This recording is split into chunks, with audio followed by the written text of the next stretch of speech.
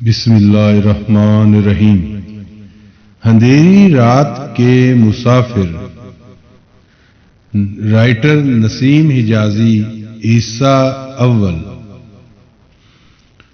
پیش لفظ: میرے سامنے تاریخ کے وہ اوراق بکھرے پڑے تھے جب اندلس کے مسلمانوں کی آخری سلطنت غرناطہ کی تباہی کے بعد وہ عظیم قوم بھی مٹ گئی تھی جس کے غازیوں نے 8 صدیوں قبل جب الطارق کے سامنے اپنی کشتیاں جلا ڈالی تھیں۔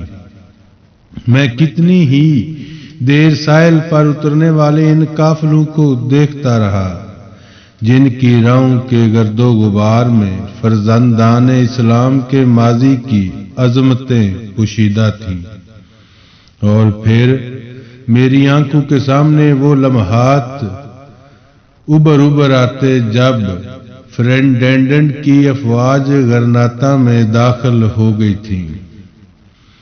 طارق اور عبد الرحمن کے بیٹوں کی آہ و بکا میں برابر سنتا رہا، غرناطہ کے ان بوڑھوں اور جوانوں کی ذلت و رسوائی کے دل خراش مناظر بھی دیکھتا رہا جن پر رحم و رنجش کے سارے دروازے ہمیشہ کے لیے بند ہو چکے تھے۔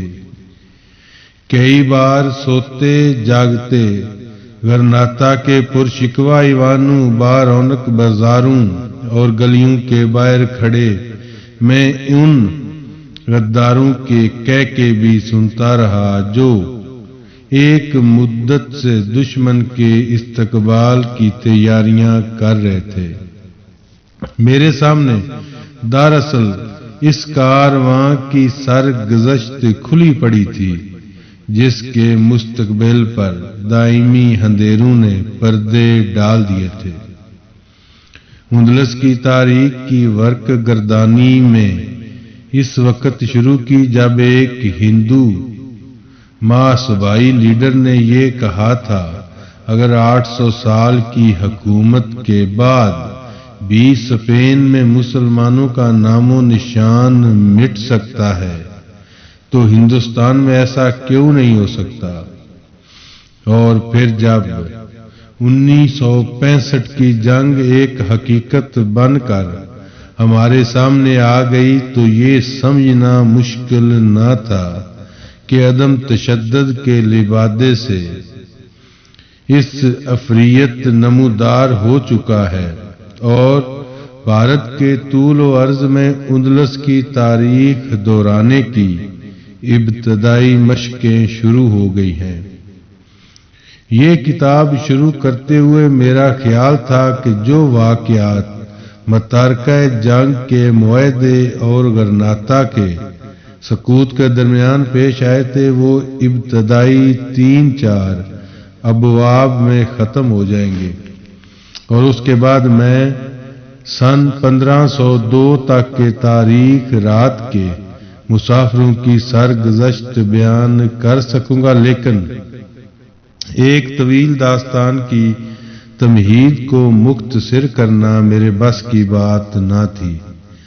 پھر جب میں نصف سے زیادہ کام ختم کر چکا تھا تو ڈھاکہ کے سقوط کا عظیم المیہ پیش آیا، اور اس کے بعد تقریباً 3 مہینے کسی پرسان حال کو اتنا بھی نہ لکھ سکا کہ میں زندہ ہوں۔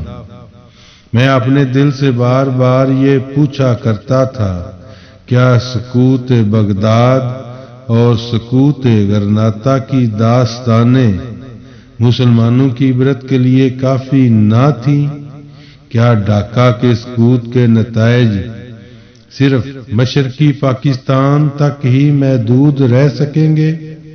سن 1972 کی گرمیوں کے آغاز میں ذرا سنبھلتے ہی میں نے اپنے دل میں یہ عہد کیا کہ اگلے سال مارچ تک یہ کتاب ختم کر لوں گا، لیکن میرے ذہن پر سقوط ڈھاکہ کے شدید اثرات ابھی تک باقی تھے۔ چنانچہ نومبر میں اعصاب کی تھکن نے ایک مستقل بیمار کی صورت اختیار کر لی اور قریباً 6 ماہ تک میں چند صفحات سے زیادہ نہ لکھ سکا، اور اب اس کتاب کو ختم کرتے ہوئے مجھے یوں محسوس ہو رہا ہے جیسے سکوت غرناطہ اور سکوت ڈھاکہ ایک ہی المناک داستان کی 2 کڑیاں ہیں۔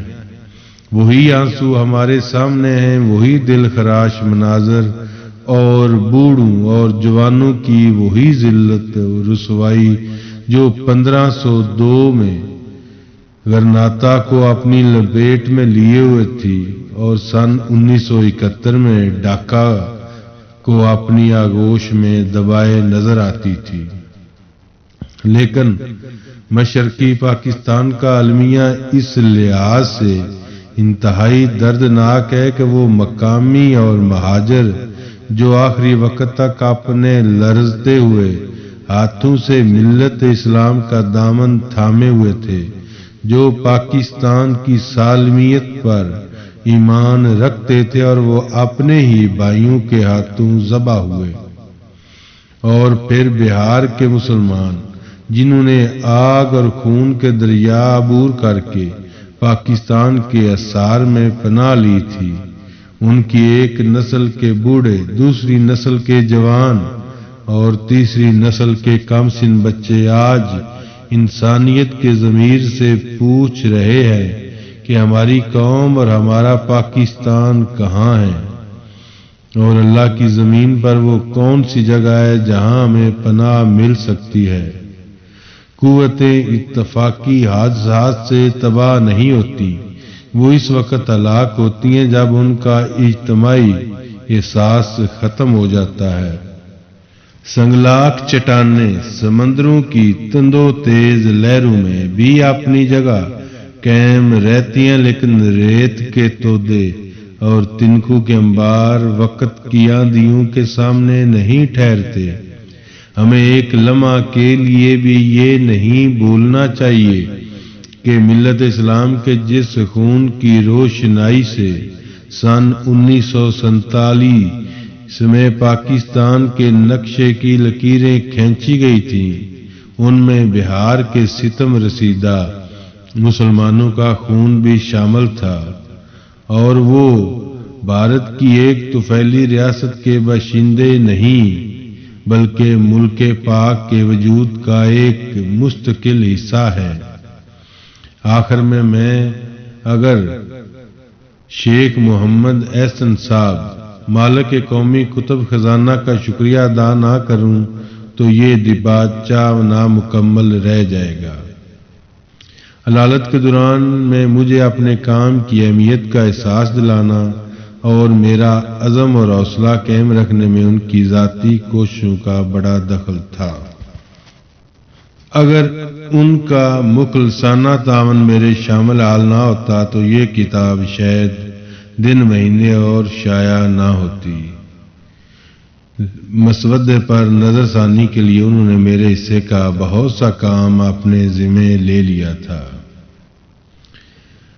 سن 1974 15 جنوری ایبٹ آباد نسیم حجازی۔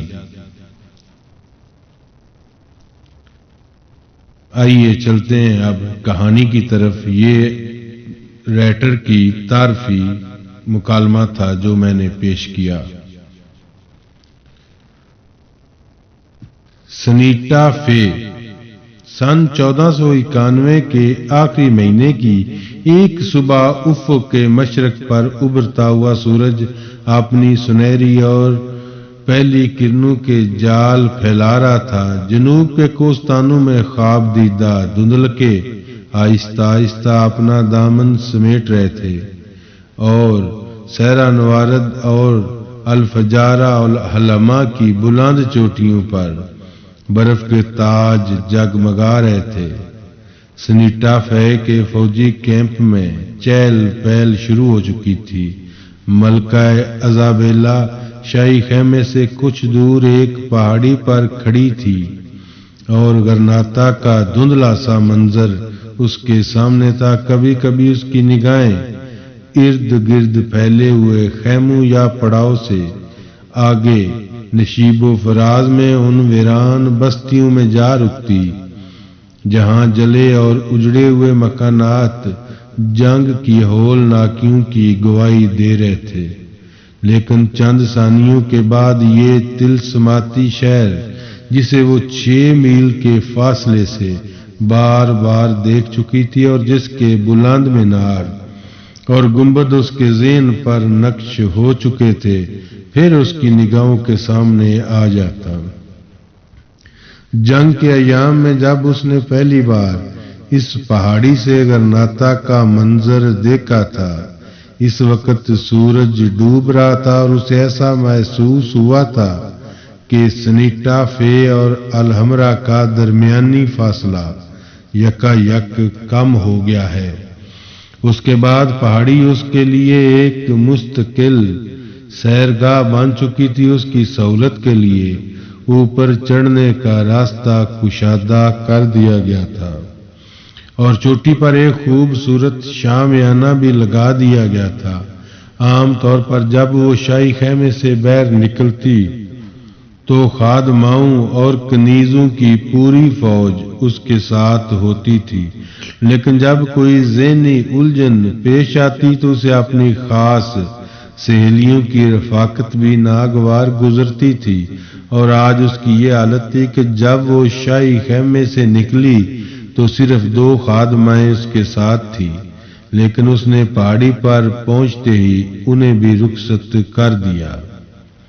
ایزابیلا اس بات سے پریشان تھی کہ کستلا کے بشپ اور کلیسا کے محکمہ احتساب کے سربراہ نے اپنے خط میں جنگ بندی کے معاہدے کے خلاف شدید احتجاج کیا تھا اور فرینڈینڈ کو یہ مشورہ دیا تھا کہ متارکہ جنگ کے معاہدے کو بلا تاخیر منسوخ کر کے غرناطہ پر بھی بھرپور حملہ کر دے۔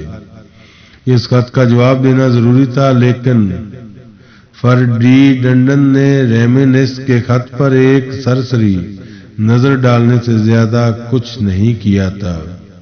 رات کا کھانا کھاتے وقت ملکہ نے تیسری بار اس خط کا ذکر کیا تھا، لیکن فرڈینڈ نے یہ کہہ کر ٹال دیا تھا کہ ہم صبح غور کریں گے، اس وقت ہم بہت تھکے ہوئے ہیں، اور جب صبح ہوئی تو وہ گشت پر جا چکا تھا۔ ایزابیلا کچھ دیر شامیانے کے قریب کھڑی رہی، پھر وہ پیچھے ہٹ کر ایک کرسی پر بیٹھ گئی۔ اچانک اسے گھوڑے کی ٹاپ سنائی دی اور اٹھ کر دائیں طرف دیکھنے لگی۔ فرڈینڈ ٹیلے پر پہنچتے ہی گھوڑے سے کود پڑا اور اس نے آگے بڑھ کر ملکہ کے ہاتھ کو بوسہ دیتے ہوئے کہا، آج سردی زیادہ تھی، آپ کو کچھ دیر اور آرام کرنا چاہیے تھا۔ ملکہ نے جواب دیا، جب منزل اتنی قریب آ چکی ہو تو مسافر آرام نہیں کر سکتے۔ آج صبح ہوتے ہی میں نے آپ کو یہ یاد دلانا چاہتی تھی کہ جنگ بندی کے 10 دن گزر چکے ہیں اور معاہدے کے مطابق ہمیں سنیٹا فے اور غرناطہ کے درمیان یہ 6 میل کا فاصلہ طے کرنے میں 60 دن اور لگ جائیں گے۔ فرڈینڈ نے جواب دیا، ملکہ آپ یہ کیوں نہیں سوچتی کہ یہ 60 دن اور 6 میل اس قوم کی زندگی اور موت کے درمیان آخری حد فاصل ہے، جس نے 800 سال اس زمین پر حکومت کی ہے۔ مجھے معلوم ہے کہ آپ کے ذہن میں ابھی تک ریمینس کے خط کا اثر ہے، لیکن اس بوڑھے پادری کو کیا معلوم کہ جس قوم کو ہم ہلاکت کے آخری کنارے پر لے آئے، اس نے چند برس کے اندر اندر جبل طارق سے لے کر پیرے نیز کی چوٹیوں تک کلیسا کے سارے پرچم سرنگو کر دیے تھے۔ ریمینس کو کون یہ سمجھا سکتا ہے کہ جب اس قوم کا زوال شروع ہو چکا تھا تو بھی کلیسا کی متحدہ قوت کو دریائے ٹاگس اور وادی الکبیر کے درمیان چند منازل کا فاصلہ طے کرنے میں 4 صدیاں لگ گئی تھیں، اور ان 4 صدیوں میں جب کبھی ان کا مدافعانہ جذبہ پیدا ہوا وہ دنوں میں برسوں کا حساب چکا دیتے تھے۔ وہ دونوں کرسیوں پر بیٹھ گئے۔ عزا بیلا نے کہا، میرا مقصد آپ کی رائے سے اختلاف نہ تھا۔ میں اس بات پر فخر کرتی ہوں کہ جن ہاتھوں سے اندلس کی آزادی کا چراغ بجھنے والا ہے وہ میرے شوہر کے ہاتھ ہیں۔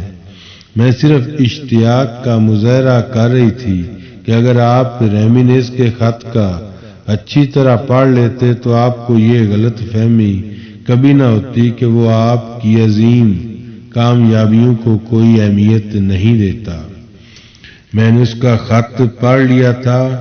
وہ چاہتا ہے ہم بلا تاخیر متارکہ جنگ کا معاہدہ منسوخ کر کے غرناطہ پر چڑھائی کر دیں۔ وہ صرف ایک پادری ہے اور میں تمام حالات پر نگاہ رکھنے والا سپاہی ہوں۔ وہ یہ سمجھتا ہے کہ اہل غرناطہ مر چکے ہیں اور اب صرف ان کی لاشیں نوچنے کا کام باقی رہ گیا، لیکن میرے نزدیک غرناطہ ایسی حالت میں بھی ایک ایسا آتش فشاں پہاڑ ہے جس کی تہہ میں ابھی تک لاوا ابل رہا ہے۔ اس آتش فشاں کے دہانے پر کلیسا کے اقتدار کی مسند سجانے سے پہلے مجھے اس اطمینان کی ضرورت ہے کہ وہ لاوا ٹھنڈا ہو چکا ہے۔ یہ درست ہے کہ ہماری فوجیں غرناطہ سے صرف 6 میل دور ہیں، لیکن متارکہ جنگ کا معاہدہ کرنے سے پہلے میں نے یہ اطمینان کر لیا تھا کہ ہماری جنگ اب غرناطہ کے مضافات کی بجائے اس کی 4 دیواری کے اندر لڑی جائے گی، اور جو کام ہمارے لشکر برسوں میں نہیں کر سکے وہ اب ان لوگوں کے ہاتھوں سے پورا ہو رہا ہے جو غرناطہ کے اندر رہ کر اپنی قوم کے ذہنی حصار کی بنیادیں توڑ سکتے ہیں۔ کیا میری کامیابی معمولی ہے کہ جو مقصد ہمیں ہزاروں سپاہیوں کی قربانی پیش کرنے کے بعد حاصل ہو سکتا ہے وہ اس شخص کے ہاتھوں پورا ہو رہا ہے جسے ہمارے دشمن اپنے آخری قلعے کا محافظ سمجھتے ہیں۔ عزا بیلا نے کہا، میں ہر لمحہ یہ دعا کرتی ہوں کہ جو توقعات آپ نے ابو عبداللہ سے وابستہ کی ہیں وہ پوری ہوں، لیکن کبھی کبھی مجھے یہ بات بہت پریشان کرتی ہے کہ وہ ایک بار آپ سے وعدہ خلافی کر چکا ہے، اس لیے اس پر دوبارہ اعتماد کرنا دانش مندی نہیں۔ فرڈیننڈ بولا، قسطلہ کے بشپ نے بھی اپنے خط میں یہی بات لکھی ہے، لیکن یہ بالکل غلط ہے کہ میں اس پر اعتماد کرتا ہوں۔ وہ ایک عیاش، قائل اور متلون مزاج آدمی ہے، مگر مجھے اس کی ضرورت ہے۔ مجھے اس لیے اس کی ضرورت ہے کہ میں اپنی قوم کی تذلیل کے لیے جو سامان اس نے پیدا کیا وہ اور کوئی نہیں کر سکتا۔ آج غرناطہ کی حالت اس شیر کی سی ہے جو زخمی ہونے کے بعد کسی جھاڑی کی اوٹ میں اپنے زخم چاٹ رہا ہے۔ اب میں آگے بڑھ کر آخری وار کرنے سے پہلے ابو عبداللہ کو اس بات کا موقع دینا چاہتا ہوں کہ وہ اس زخمی شیر کو باندھ کر میرے قدموں میں ڈال دے۔ ملکہ نے کہا، آپ کو یقین ہے کہ اگر آئندہ 60 دن کے اندر اہل غرناطہ کے لڑنے کا فیصلہ کر لیا تو ابو عبداللہ ان کے جوش و خروش کے سامنے ٹھہر سکے گا؟ فرڈیننڈ نے جواب دیا، ابو عبداللہ جیسے لوگ ہر آندھی کے ساتھ اڑنے اور ہر سیلاب کے ساتھ بہنے کے لیے تیار رہتے ہیں۔ اسے ہمیشہ کسی سہارے کی تلاش رہتی ہے۔ جب ہم نے اسے سہارا دیا تھا تو اس نے اپنے باپ کے خلاف بھی بغاوت کر دی تھی، اور پھر جب موسیٰ بن ابی غسان نے اس کا ہاتھ پکڑ لیا تھا تو وہ ہمارے خلاف کھڑا ہو گیا تھا۔ اب غرناطہ میں کوئی دوسرا موسیٰ نہیں اور ابو عبداللہ آج ایک ایسے آدمی کے قبضے میں ہے جسے میں اپنی خدا کی ضمانت سمجھتا ہوں۔